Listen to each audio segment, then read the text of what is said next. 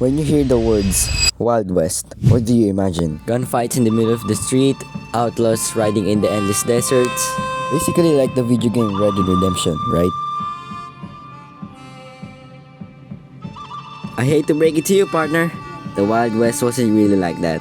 Well, not entirely. The version of the Wild West we know today is really a mixture of history and movies, films, books, and stories about the old era. The Red Dead Redemption franchise actually does something pretty amazing. So today, let's get a closer look on how the Wild West was actually like. When we hear the words cowboys, we often think about a mysterious guy riding into town with a hat and a gun belt and swinging through the doors of the saloon. But historically, what we are thinking of is gunslingers and outlaws. Most cowboys weren't professional gunslingers. Yeah, sure, they ride horses, but their job was basically herding animals and moving livestock, basically working outdoors. So if you're a cowboy, your day wasn't necessarily to do a shootout at the nearby saloon.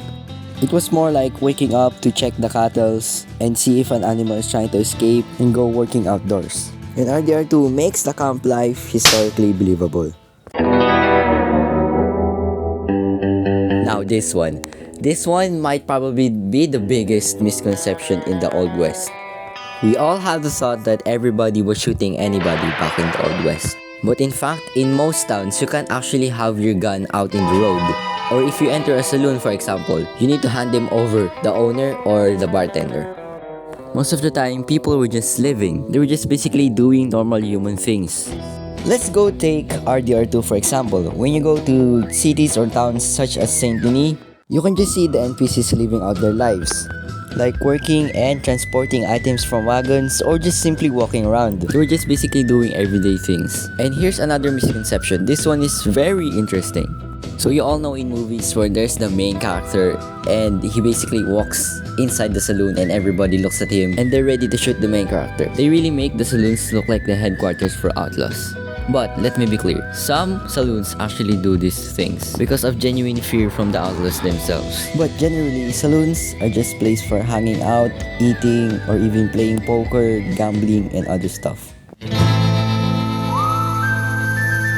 Now here's where RDR2 actually gets pretty interesting. Yeah, I've said interesting pretty much on the whole video, but hear me out on this one. The game is said to have taken place in 1899, and by then, the classic Wild West image was coming to an end. More railroads was being built, telephones was coming to place, factories are expanding, and cities are thriving. And most important of all, the law was getting tougher. The game really did well portraying the 1890s era. And that is all for this video. If you guys enjoyed this video, make sure to leave a like and comment down below if you want a part 2. And I'm really sorry this video was short because I'm really getting busy.